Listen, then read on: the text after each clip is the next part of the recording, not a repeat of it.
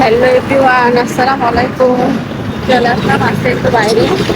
তো ঈদ প্রায় ঈদের মার্কেট, ঈদের বাজার আসলে রোজাগুলো প্রায় শেষ।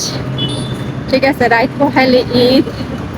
তো সবাই ঈদ মুবারক, অগ্রিম ঈদ মুবারক। ঠিক আছে, দেখা গেল যে অনেকেরই ঈদ মুবারক জানানো যাবে না, তাই আমি আগে আগে ঈদ মুবারক জানিয়ে দিলাম। তো আজকে রোজগার তোমার অনেকই ফাঁকা, একদম বেশি লোক নাই। ঠিক আছে, আর আজকে হলো বিশাল রোদ, মানে এত রোদ, ছাতা না নিয়ে ছাতা না নিলে পুরা মাথা মোতা ফাইটা যাইতো। তারপরেও কিন্তু ফাইটা যাইতেছে, আমি কিন্তু চোখে দেখতে পাচ্ছি না রোদ্রের জ্বালা। এত রোদ উঠছে আজকে, মানে এই যে সূর্য, মানে কি কাজ শুরু হয়ে গেল, অশান্তি, রোদ, গরম। ঠিক আছে, খায় শান্তি নাই, ঘুমায় শান্তি নাই।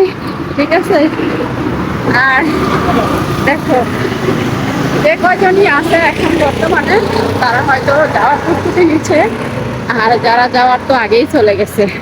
ঠিক আছে, তো আসলে আমরা তো ওরকম গ্রামে যাই না, আর আমাদের তো গ্রামই নেই, তাই না? গ্রাম থাকলে গ্রামে যাইতাম, বাবা মা থাকলে অনেক আনন্দ করে কিন্তু যাইতাম। তো কথা কইতে কইতে কিন্তু আমার গলা শুকায় গেছে, যেহেতু অনেক রোদ। এত রোদ কি বলবো, মানে বললে তোমাদেরকে আমি বুঝাইতে পারবো না। তো তোমাদেরকে জাস্ট একটু দেখানোর জন্য ভিডিওটা করলাম, যে আজকে একদম মানে মনে হচ্ছে ঢাকা শহর শুধু আমাদের জন্য। ঠিক আছে, কারণ ঢাকা শহর যদি এরকম থাকতো, আসলে ঢাকা শহরে লোক না থাকলে মনে হয় একদম গ্রাম। যখন গ্রাম থেকে লোকগুলা চলে আসে তখন ঢাকা শহর ভরে যায়। ঠিক আছে, আর এখন দেখবা যে গ্রাম ভরে গেছে, কারণ ঢাকা শহরে সব লোক গ্রামে চলে গেছে, যার যার বাড়িতে, যার যার এলাকায়।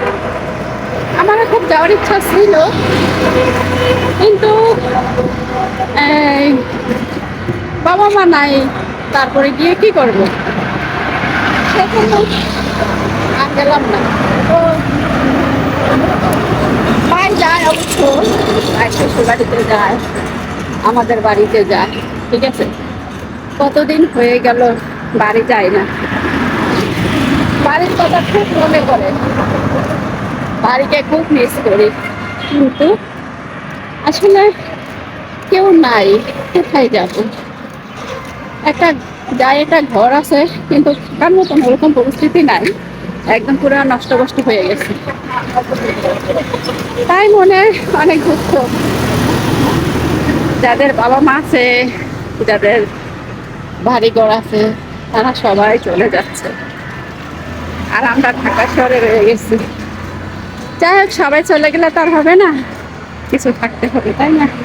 না হলে ঢাকা শহর অচল হয়ে যাবে।